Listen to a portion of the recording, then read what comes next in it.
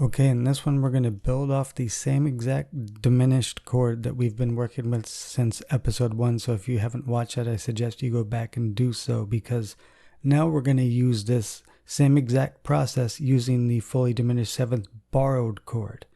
Okay, this is stacking on top of each other, just using one move. And this is why it's very, very important to, like I mentioned, I'll throw it up on screen here. And this is super important. You must learn chromatic harmony in key, okay? You must learn all minor and major keys. You must know how to use borrowed chords. All these should factor in. Your functional harmony should be that strong to where you don't have to think much about these particular aspects. So before proceeding, really make sure all this is up to par. Be able to, if somebody says, can you play G sharp harmonic minor, make sure you can do this, okay? Or can you write it out? And writing it out is probably more important than playing it. Or A flat, and harmonically the parallel major. So you must know how to learn, use chromatic harmony in key, okay? This is mandatory in order to use basic chromatic modulation. And you must be able to mix the two.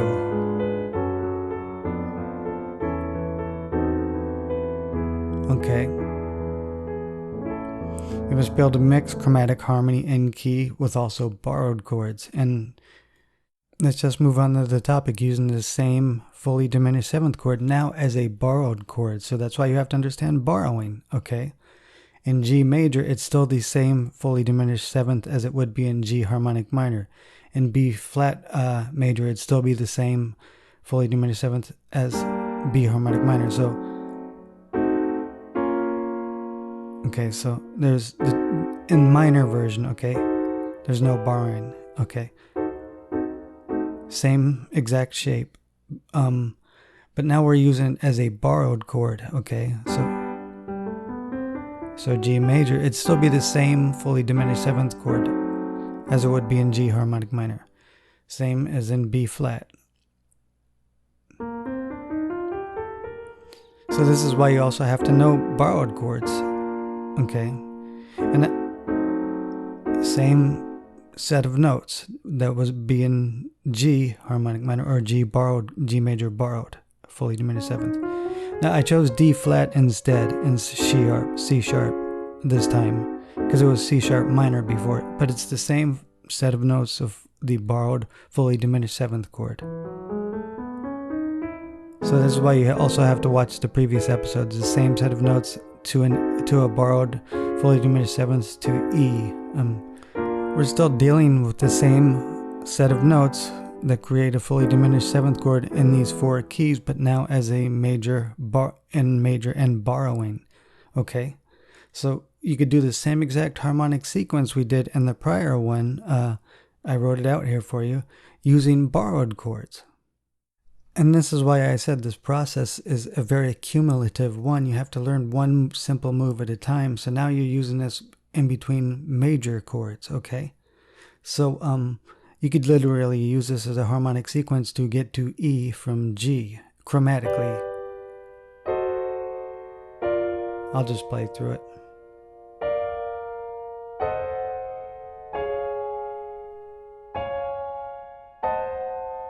If you repeat this process in E, it'll take you right back to G, so it'd create a big circle if you kept going with the same harmonic sequence. So what you might want to do is go from G to B flat, and then be that your first modulation. You could do something like that. It's very easy, and then a very rapid modulation from 1 sharp to 2 flats. You might even do the same doing a sequence in G to D, C, that F sharp fully diminished in inversion, B flat, C minor 7th, F, B flat. So use it in inversions like that and use chords in between the modulations. So this would be a very rapid way to modulate to E in a highly chromatic fashion, okay? Using the sequence written below. So you could do something like this, maybe a gradual increase in texture.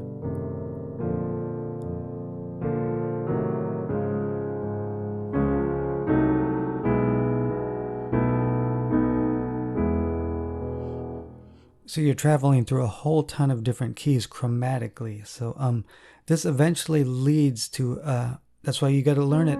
Not on this move in all keys, and what the fully diminished seventh chord would be in any related to any chord. And we're going to cover this in the next episode.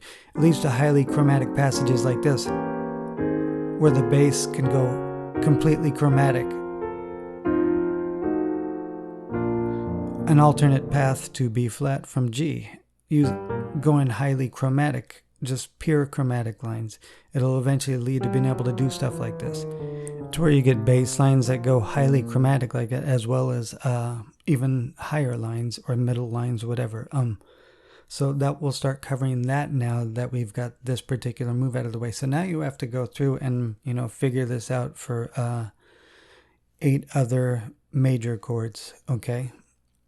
And I'm going to show you an easy way to think of this actually in the next episode. And then we're going to start covering how to move around with just a diminished chord like the last example I just played, which creates highly chromatic modulation, chromatic lines. It's literally going chromatically like that from one key to another and passing temporarily through a lot of different keys. So we'll cover this in the next episode, and I'll show, like I said, I'm going to show you an easy way to think about a fully diminished seventh chord, and it actually helps with the memorization process.